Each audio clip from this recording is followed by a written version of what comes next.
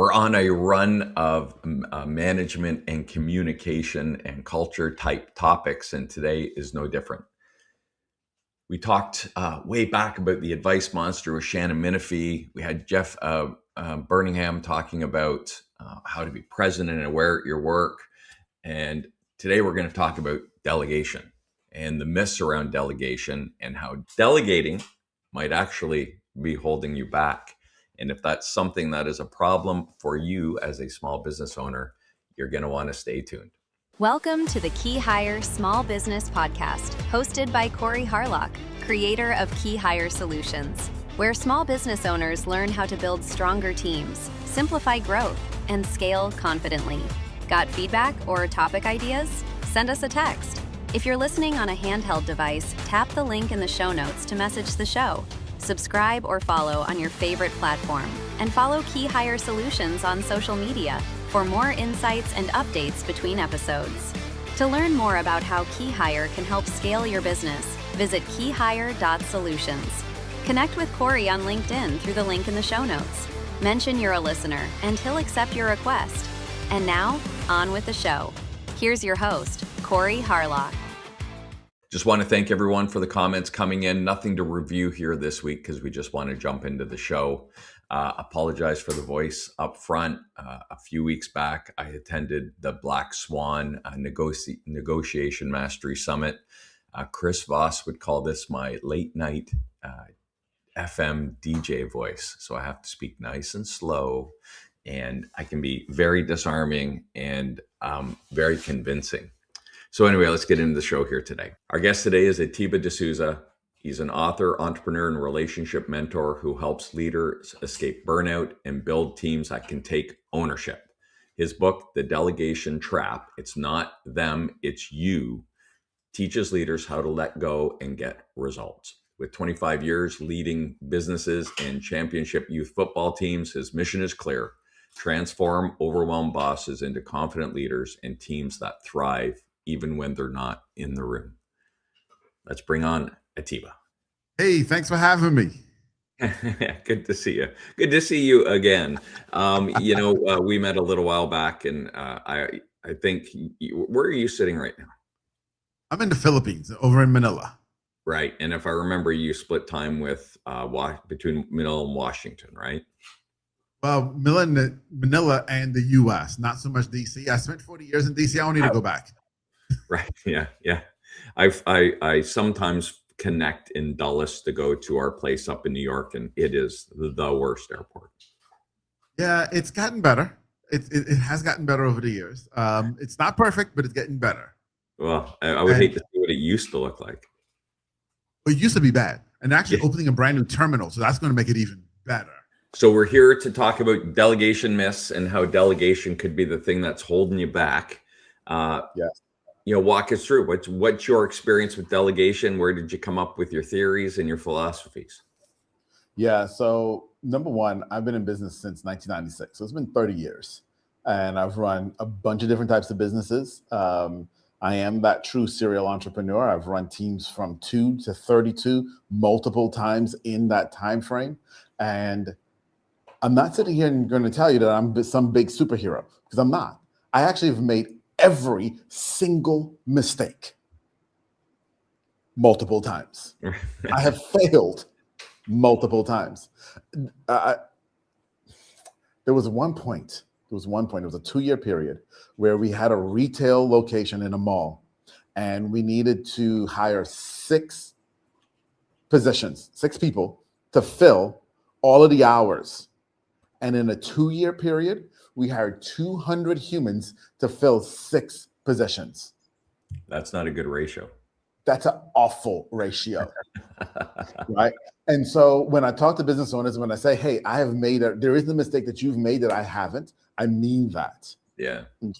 I have bumped my head on the wall. I have pulled all of my hair out, and I've made them all. And what ended up happening was a couple things. So things started to change for me with leadership and delegation around 2012. Okay. And around 2012, so I've been in business for quite some time, and I actually thought I was a good leader. So that number one, if you think you're a good leader, you probably suck. Start there. Probably have a few things to learn. Yeah. Right. And so that's where I was. And my son was a quarterback. He no longer plays. He's retired now. And we took him to his quarterback coach for the very first time. Now, this is a quarterback coach who was also coaching NFL quarterbacks. So he's a really great coach. And he was also a former NFL quarterback himself. Okay. Really great coach, really great player. And I remember watching the very first day of practice with this quarterback coach and him going up to my son. And he said to my son, he said, "You have to learn to coach yourself." And it struck me because as a coach, because I've coached football for a lot of years at that point, I'm the coach. I'm the one to coach you. Right. And I'm hearing here something completely different. And then he continued, he said, because at the end of the day, once you walk inside those white lines, there's nothing I can do for you. Once that play starts and the whistle blows and it's going, you have to make the decisions.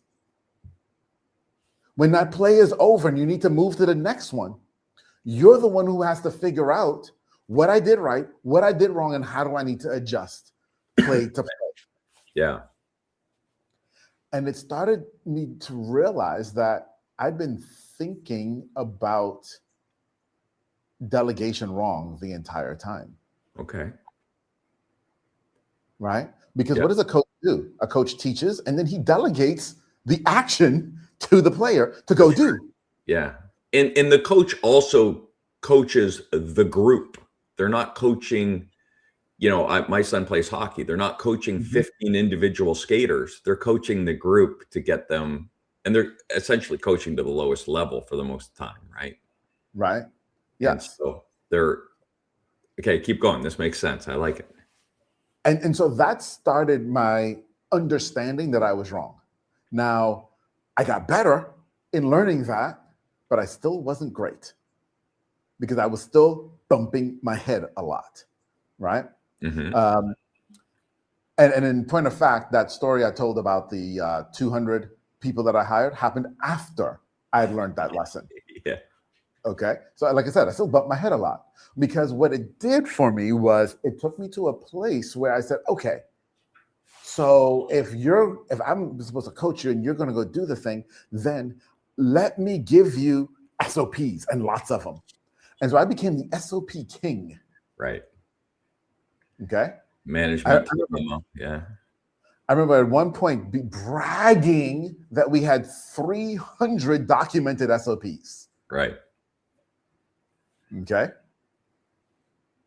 But things got better, but they still had major issues. Yeah. Every company still had major issues. And I couldn't understand why until. So I started in search in 1996. And so I've been in the search industry and the marketing and search industry for a very, very long time. I've forgotten more about search than most people today know about search. And I also had reached a place where I was the bottleneck in my business because everything search related had to come through me because I was the guru. Right. And I think that's the inflection point for most small business owners is when I talk about this all the time, when the demands of the business, the delivery or the production outgrow the capabilities, the capacity, the experience of the team, and everyone's funneling up to the owner to help them. And I'm behind, or he's having to go help people, or they are having to go help people. That's the point where you go, oh, we're successful, which is amazing. We're hitting that hockey stick point of our business. But the other side, do I have the horses I need to do I have the horsepower in the business to get me to the next level? Yes. And you feel like you're drowning and you feel like Something's got to give and you got to change. And so I did what you should do. I said, okay, I need to train someone else to do this. And so I went out and we hired this young lady. Her name was Christine. Christine was very young. She was about 22 years old, but she was wicked smart. You know, when you meet one of those young people and you're just like, your potential is like dripping off of you. Right. Yeah. Right? Like, oh my gosh, it was amazing. And so we brought Christine in and I started to train Christine. In 6 of her first 8 weeks, when we had our weekly meeting, and I'm not proud to say this, okay? Please understand, I'm not proud to say this. In 6 out of 8 weeks, Christine cried at the end of the meeting. Yeah, she's having a good time. Yeah. Yeah. Right. Okay. And she was on the verge of quitting because she was just like, I can't do this. I can't get this right. I'll never be you. Yeah.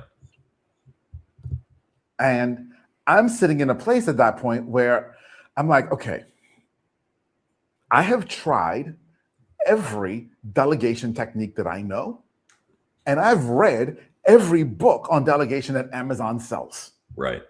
So what the hell? Yeah. Right. And on the other side, I'm sitting there, I'm like, dude, you can't make employees cry. Yeah, it's not a good management technique. It's not the one they teach you how to run a better business. Anywhere. Yeah. And so I'm there, man, and I'm just like, what in the world? That's why I tell people, I've made the mistakes. Yeah. Okay. And so I remember, so we met on Tuesdays, and I remember I was sitting waiting for Christine to come to this meeting on this particular Tuesday. And I'm saying to myself, Atiba, we cannot make Christine cry this week. And then on the flip side, but what the heck do we do? Yeah. And I didn't know. And she showed up to the meeting, and I looked up, and I don't know where this came from. It was divine intervention, call it whatever you want. I asked her this question. I said, Christine, what challenges did you have this week doing the project? And I just shut up and I listened, and she started laying out all of these challenges that she had. And I was just writing down notes on what she was saying. And I'm looking over my notes. And when she's done, I said, okay, let's go back to the beginning. And I want you to articulate the steps that you took. And so right there were challenges, C. Then I asked her to articulate the steps, A, C, A. Stay with me for a moment, okay? She's now going through and she's saying, I did this, and then I did this, and then I did this, and then I did this, and then I did this, and then I did that, and then I did that, and then I did that. And she's just laying it all out. Now, as she's going through these steps and with the backdrop of the challenges that she said she had, I'm sitting there like, well, I see why it went wrong. I see why it didn't work. Like, you went left and you should have gone right. Yeah. You went up and you should have went straight. Yeah. Right? And I'm seeing that and I'm just writing it all down. That took about 40 minutes that day to go through. And looking at the time, because we only had an hour in the meeting, looking at the time, I said, okay, I can't go through all of this. And so I chose 4 of the steps. 2 she did right, 2 she did wrong. And I said, okay, I want to study these with you, right? That's the S. I want to study these with you. What were your assumptions? What were you thinking? What did you think was going to happen? Right.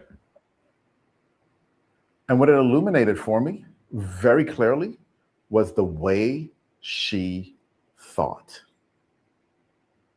And for the first time, that lesson that my son's football coach, his quarterback coach, was trying to teach, I finally got it. What he was saying is, I can't tell you what to do.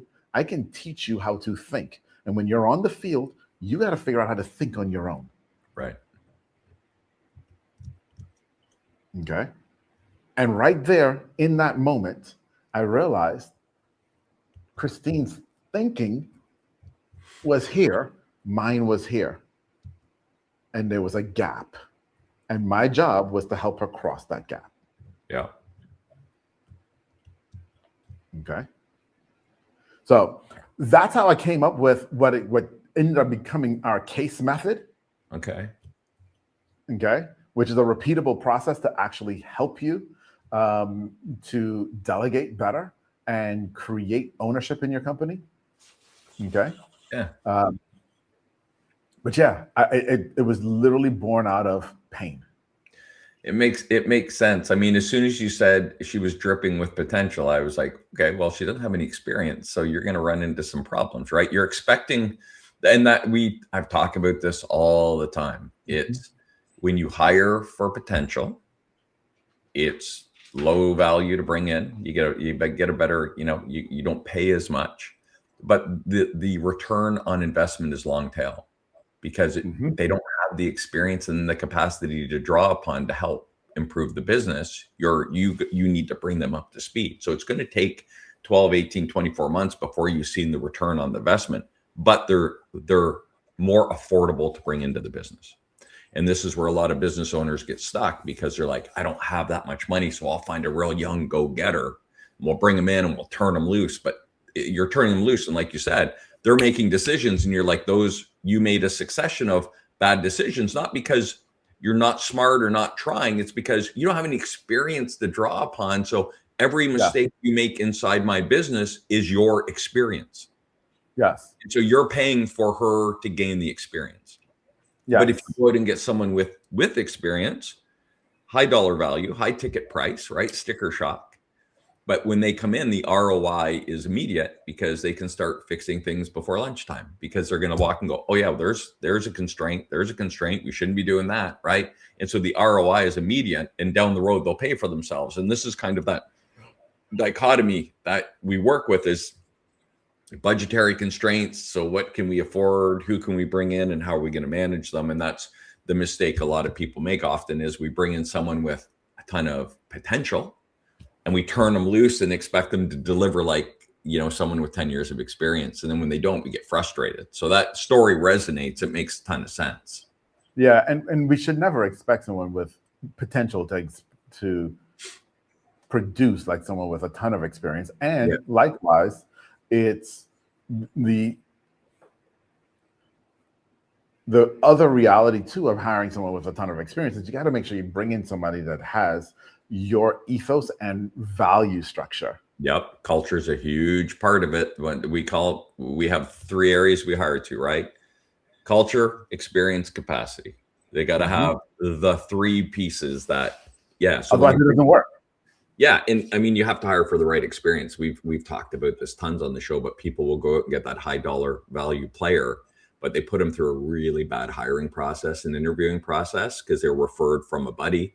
And they get in, they bring them in to do one project, and 3-6 months later, they're like, what is this person even doing here anymore? Because now they're out of, their skills don't match up with the business at all. And they're just this high dollar manager walking around looking for stuff to do. And that's not effective either. So that's where, as you know, your life in search, the finding the right person and getting someone who's a performer in your business, there's a big piece in the middle there, and it's called the hiring process, that you have to do it correctly to make sure you're hiring people into the business that are the right hire. So absolutely. Yeah. And so I come from hospitality years ago. Oh, really? And it was years ago. And I, on the last episode, I talked about how I worked for this company, who will remain nameless. They are the bane of my existence, but they used to have these steps of service, right? So they used to micromanage or delegate everything you did and said, essentially, to your guests at the restaurant, right? I'm a big fan of like end result management. If people leave happy and you meet your goals, like your sales goals, I don't care. But so one of the steps was to make sure you suggest a specific appetizer. So if anyone's listening to this and you haven't figured this out yet, when the server comes up and says, hi, I'm Corey, I'll be your server tonight, that's a step of service. Is it your first time with us? Step of service. Would you like to start with the deep fried mushrooms? That's recommending a specific appetizer, right? And so just to show how badly they missed the boat with their training, someone got signed off on. A server was signed off by their trainer that they are ready to take their own tables. The server walks up to the table and says, "Can I recommend a specific appetizer?"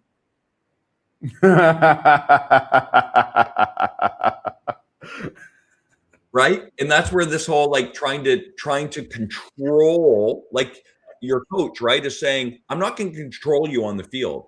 But Right. you go to sports events, there's parents yelling at their kids like they're running down the field with the ball, and they're like, "Go left, go right, watch behind you." Like, how is anyone supposed to process that in the moment, right? And so you can't manage down to the detail and expect. I don't think any human enjoys going through life having every detail of their life managed, right? No, because it takes away our autonomy. Yeah, I mean, we like to be able to make decisions and do things, and we understand if someone is not having a great experience or someone's having a bad game, there's the process is what's needed at that time, not what you put it on a piece of paper and say, "So if a customer's unhappy, here's how you deal with that." It's like, well, what if it doesn't apply? Yeah. It's about as you said, understanding what does it mean to win in this moment. What does it mean to win? Yeah. Right. And if we're on the same page of what it means to win, sometimes you have to go a different route. Okay. Yeah. I remember in coaching, we were in a championship game down in North Carolina, and it was dark, it was cold, and it was raining. Perfect for football. Okay. And this game is between two juggernauts, and like the score was 0-0. Like it was that type of game into the fourth quarter. Yeah. Right. And no team was getting a first down. Like it was that type of just brutal game. But somebody's got to win. And I remember the offensive coordinator going into the fourth quarter saying, "We're changing the offense." Right? Mm-hmm. And he literally went back to the old school 3 yards in a cloud of dust type of offense. He's like, because that's all we could do right now. And we ended up scoring, and we ended up winning. But it's, what does it take to win? The plan I came in with isn't working. Right. Yeah. Right. Now, were there parents who were pissed off? Yeah, because some of their kids got pulled off the field to put other kids on who complemented this style of offense. Right. Yeah. Right. And they're pissed off in the moment. And that's people are going to be that in the moment. But did you get to the outcome? Did we win? Because I guarantee what those kids remember now is we were champions. Yeah. And that's the hard point of being a parent or a business owner. It's, you have your horses, right? You have your reliable people. And it's hard to say to them, "Hey, take a seat on the bench. we're going to call an audible here and try something different." And that's a great segue into kind of some of the delegation mistakes. You've outlined a number of the ones you've made, but working with the business owners you work with, what are some of the doozies you've seen? Or, and I don't want to put it like that, but sometimes we think we're doing the right thing. We think it's a good idea and it's coming from a good place, but in hindsight or in theory, it's been proven like, yeah, that's probably not the right way to deal with it. Yeah. So there is one that's morphing right now. And it is I can do it faster myself. Oh, that's a good one. Yeah. Yeah. Well, it's morphing right now with AI, and it's becoming even worse. I'm hearing more and more and more and more and more business owners saying, "I can do it faster myself with AI. I can do it faster myself with AI. I can do it," but get what's still in there? Yeah. Right? And you're still taking on a ton. I've been watching, I watch and study a lot, and watching business owners talk about, hey, I'm now getting rid of people and I'm running all of their tasks using Claude Code, and I've got 10 Claude Code windows open at any point in time. And one host asked and said, but what about the cost of all that mental switching you're doing? Yeah. Right. And he tried to say, oh, it's no problem. Yes, it is. It's been psychologically proven it's a problem. Yeah. And now you're tied to your desk too, watching the windows, and you can't get out and walk around and do all that type of stuff and manage. Right. And so the I can do it faster myself fallacy is one that keeps us in this place where we've got all of these little things on our plate that we can do faster. Mm-hmm. And you might absolutely be right that you can do that one faster, but you can't do all 10 faster. Right. Yeah. Okay. And that's the compounding there is the thing that we miss, because it's just like, oh, it's just one more 10-minute thing. Yeah, that's the point. Yeah, and another 10-minute thing, and pretty soon you got 90-minute thing going on. And the other thing people, I think, forget about is it's easier if I do it myself, but no one's getting better. And it's gonna, the first time, it's not going to be perfect, and you're probably going to have to invest time to kind of take the person aside and review it and kind of give them some tips and, hey, maybe try this, don't do this. Yep. Next time, it might be a little better. Third time, it's probably going to be pretty close. And then, so your investment, the first investment's a lot, and it feels like, this isn't worth my time. And then each time you invest in that person, your time gets a little smaller until it's nothing. And maybe now they understand that task to a point where they can take something else off your plate. But you have to make, it's like a bank account or an investment account. You have to make the initial investment for it to get that, that compounding value. Compounding. Yes. Yeah. Yes. You have to. You got to start with $1, right? And it's so hard though when the shit's hitting the fan and they're like, just give it to me. So, okay. So let's deal with that, right? Because there's some realities to things. There are realities in moments that come up where it's like, okay, stuff is hitting the fan. We have to solve this right now, okay? Because we're in crisis. Mm-hmm. And at those moments, there are sometimes where it's appropriate for you to step in and actually solve it. But then, and this is the key, but then is what we don't ever do. Is then pause and stop once the crisis has passed and said, how do we not get here again? Right. So what happened that got us here? How do we not get here again? And what's the system we're going to put in place? Where's the training that I need to give to you or whoever it is? So now you go invest that time. Right. Yeah. So that you don't get there again. Yeah, the kind of post-mortem, so to speak, right? Like let's just take a minute and break this out and see where the breakdowns were, so we can just go, oh, yeah, next time I won't do that. Right. And that's called experience too. That conversation, that's how people gain experience. By being engaged in it, making a mistake, talking through different, my restaurant days, you always promote like a server to be a manager, and then they do a close one night on their own and they have no experience. Like I always say, in any business, you can tell who the newest manager is because they're the ones that are there early in the morning, late at night. They never go home, because without experience, you can't tell your team, hey guys, do these things and everything will be all right. I'm going home. Mm-hmm. Because you don't know that those are good decisions because you've never made them before. And so that restaurant manager, you have a grease fire in the kitchen and they grab a bucket of water and throw water on a grease fire. And guess what they get? Experience. Because the next time there's a grease fire, the first thing they're going to yell is, don't put water on it, right? They learn that again. Yeah, that's their experience. And so this is kind of, these learning and teaching moments are so important for someone to sit down with someone, because that is how the learning is in the mistakes. But if no one's correcting those or having a mindful or constructive conversation about it with you, it doesn't sink in like it you're not getting the value out of those mistakes, maybe is a way to put it. Absolutely. And so we cover that in the book as well, right?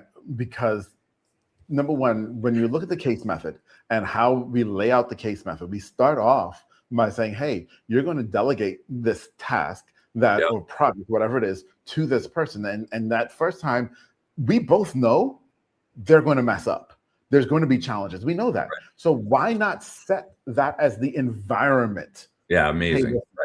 Hey, the expectation is you're not going to get it right. You're not going to get this right. Yeah. But on Friday at 2:00, we're going to have a meeting and talk about it. And I'm coming into that meeting expecting that you had failure here. And it's okay.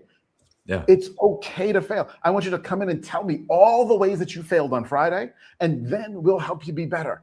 Very cool. Yeah. Right. And it takes the pressure off of the employee.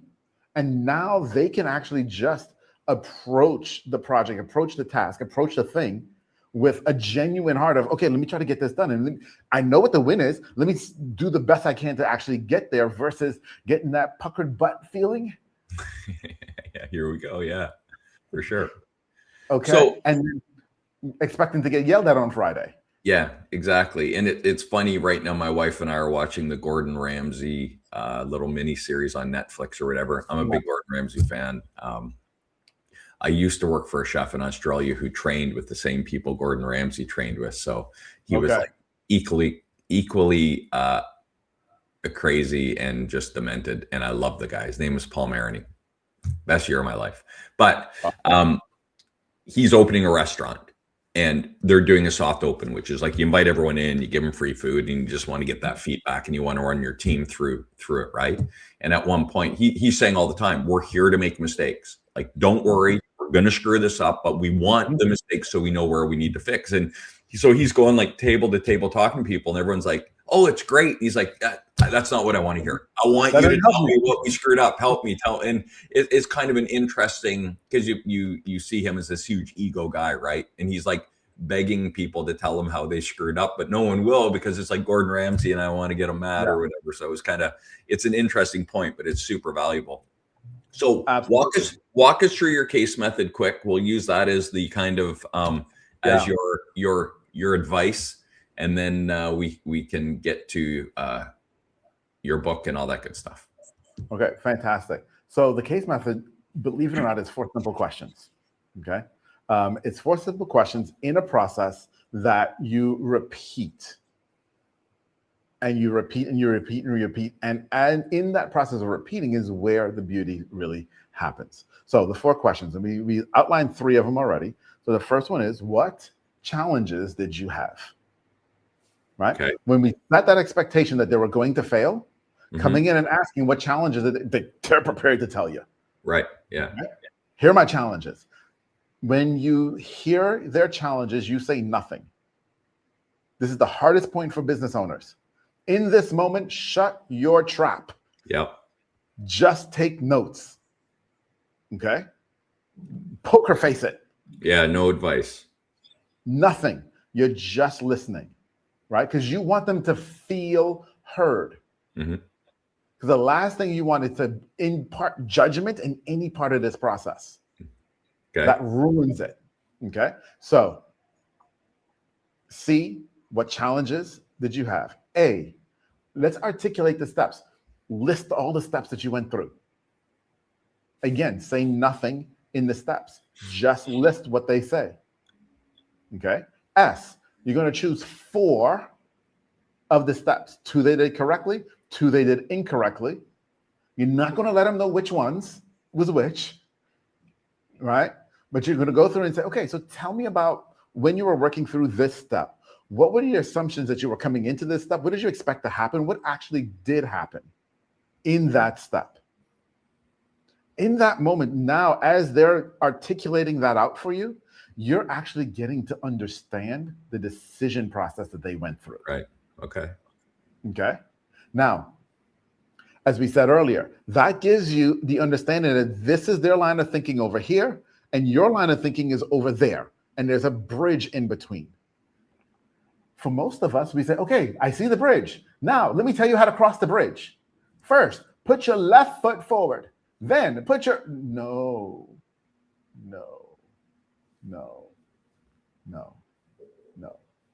Because the beauty here is we want to teach them how to think. We're not telling them what to do.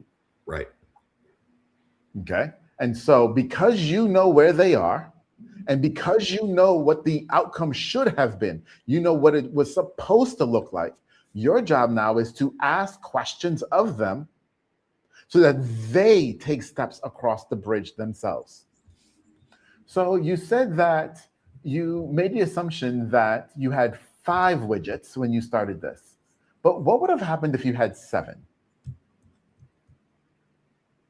Oh, really?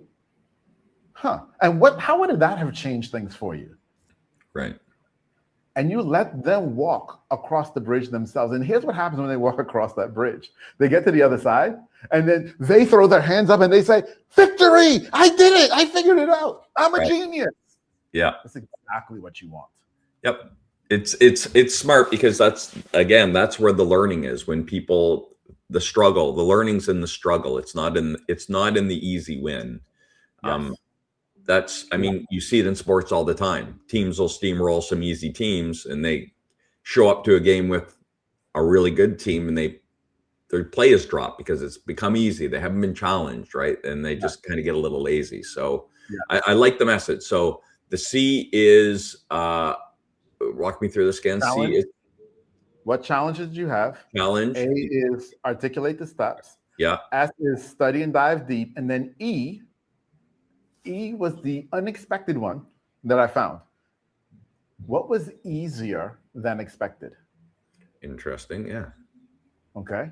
So after running this with Christine for several weeks, we had gotten to the point where I got through CAS in 40 minutes and I got 20 minutes left. And I'm like, okay, well, we can end early. And then something just again hit me and I just said, so tell me, now that we've been through this process a bunch and you're feeling a lot better about it, what's easier than expected? And what I learned in that moment was that she had some hidden talents that I did not recognize. Yeah. Beautiful. That's great. Yep. Because everyone does. But when we put them in a box, you never see them.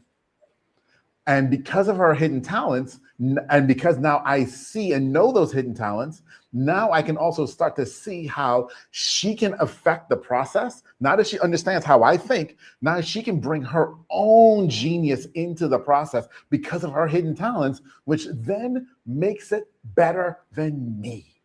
Yeah. And at the end of the day, 80% is never good enough. We want 110%. I like That's it. how you get there. Very cool, man. Well, thanks for sharing that. So now here's your chance, Atiba. Show us this book. Tell us where we can get it.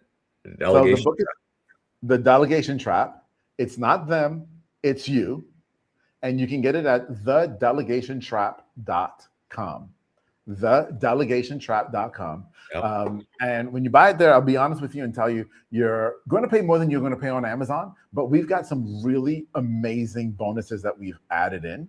Okay. One that I love, and so many people have loved who have bought this book in the last 6-7 months, is our situational coach. Our situational coach is one that would give you that, let's face it. Have you ever found yourself in a situation with an employee where you need to respond to something, but you know that a response that you want to give is not going to be the response you should or get you to where you need to be? Yeah. Right? Well, what do? How do you get out of that? And so we built the situational coach where you can actually come and talk to it and tell it, this is what's going on. I'm frustrated, blah, blah, blah, blah, blah, and explain the situation. If it's unclear, it will even ask you questions back to get clarity on the situation. And then it will give you a list of questions to ask in order that when you ask them in the order that it suggests, actually will get you to the outcome that you're looking for. It sounds like it's a little AI initiative. It is. Super cool, man. Well, that's great. Atiba, thank you so much. It's been a fun conversation. I've enjoyed it. Thank you. It's my pleasure. All right, man. Thank you. There you go. Atiba de Souza. Smart guy with some, I thought some really insightful takes. Enjoyed the conversation for sure. The case method sounds, I liked it. I think there's some really good stuff in there. So check out his book. Go grab it. I don't know if he sends it from Manila or if he gets it printed here in the States. Probably has it set up to send from the States. No duty. You don't have to pay any tariffs on it. As always, look, we love to hear from you. So comment on LinkedIn or YouTube, or send us a message directly. Let us know what you like about the show. Let us know what you hate about the show. Let us know if there's any topic ideas you want us to cover. We want to hear from you. We're here for you guys. Also, connect with me on LinkedIn. Just drop a note. Hey, Corey, I love the podcast. Hate the podcast. I listen to the podcast. Anything to do with podcasts, and I will make sure I accept that connection request. My name is Corey Harlock. I've been your host. And until next time, stop grinding, start growing.